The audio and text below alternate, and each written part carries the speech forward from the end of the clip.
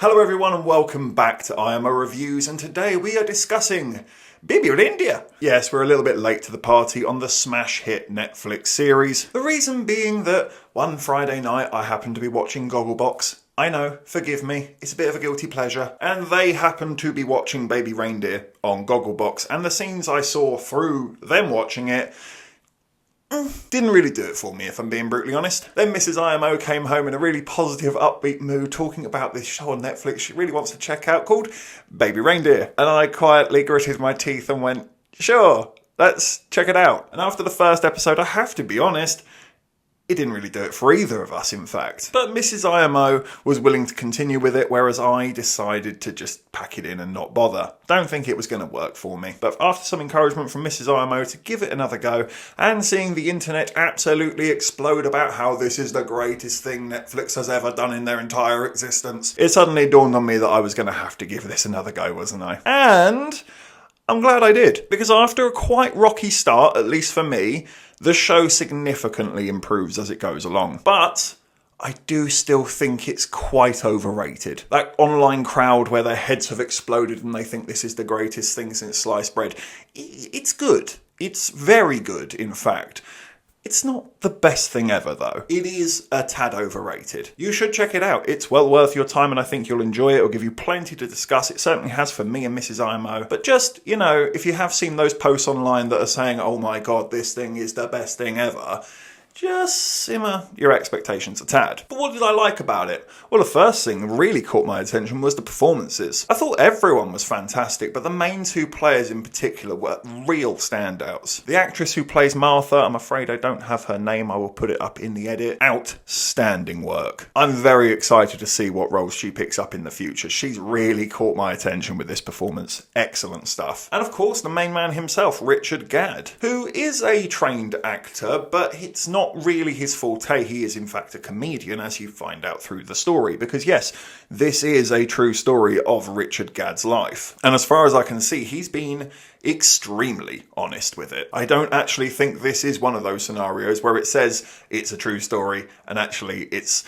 one tiny small fact in the beginning that's true and the rest of it's nonsense. No, I think this is kosher. And I think he does a great job too. I know he's only playing himself, but it's a lot to do as a lead role, and he does fantastically. I am a little bit mixed on the writing. I'll explain why later, but I do think the dialogue was very good. Of course, a lot of it is potentially based on real conversations, but they were gripping nonetheless. And it was a fascinating story overall, where at the beginning I found it a bit rocky. I was looking at it thinking, oh, here we go, we're just doing another rehash of Stephen King's Misery. Actually, it does take some twists and turns and keep you on your toes, keep you guessing. It does dissect and discuss some really harrowing and dark subject matters, and actually I think it handles them fantastically. It takes them at quite a refreshing approach, quite an honest approach, brutally honest approach in fact, but it's an approach that does need to be taken because as somebody who hasn't gone through these things, it can be hard to understand how it happens. It's hard to understand the mindset of someone who is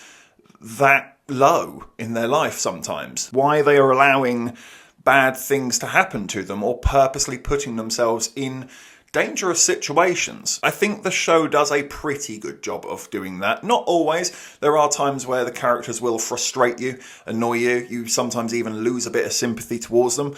I think it's intentional. People are frustrating. That's just reality. I frustrate myself sometimes. I say one thing, I do another. Everyone's a hypocrite. And for me, that probably is the jewel in the crown of Baby Reindeer, that it explores that subject matter so brilliantly, to be honest. I don't really know the word to explain it, but they just do it so tactfully, honestly. And yeah, I think it is quite supporting to anybody else who has gone through something similar.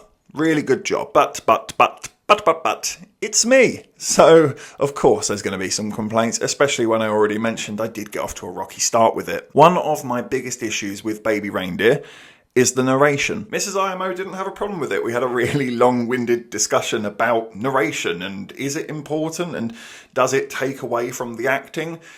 Sometimes I think it does, and in Baby Reindeer I think it did. I think it was relied upon too often. Maybe it's because Richard Gadd isn't an out-and-out actor.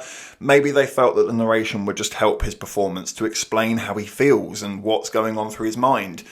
I personally dislike that quite a lot. I really just take away that narration, let the acting, let the performance, let the scene breathe and do its own thing. And I think the audience would pick up on it, and they could even form their own opinions from it as well, rather than being very mindfully guided through the maze of what the audience is supposed to think and feel. I think it detracts from Richard Gadd's performance, and it's a shame because he's very good. It should also be mentioned that Baby Reindeer was a stage play before it got turned into a series.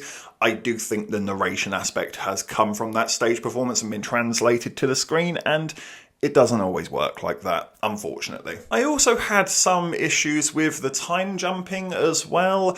I actually think if they put it in linear order, I think it works better for the audience, at least, in their emotions towards the characters. Some of those frustrations that you have with the characters early on can be forgiven later, but I just feel like if you got that first, I would have understood this guy so much better in the early episodes. And I don't necessarily think the pacing entirely worked either. It's 7 episodes long, they're roughly 30 minutes long each episode. Some of them differ, some of them are 25 minutes, some of them are 28 minutes. And in hindsight, there does feel like there's maybe 2 or 3 episodes too many. Or in fact, it doesn't entirely feel like it couldn't have been a movie, actually. It is one of them shows that in hindsight you look back and think, was that needed? Did we really need that bit there? Some characters fall far to the background and suddenly don't have that much importance by the end. So I do think it's a good show.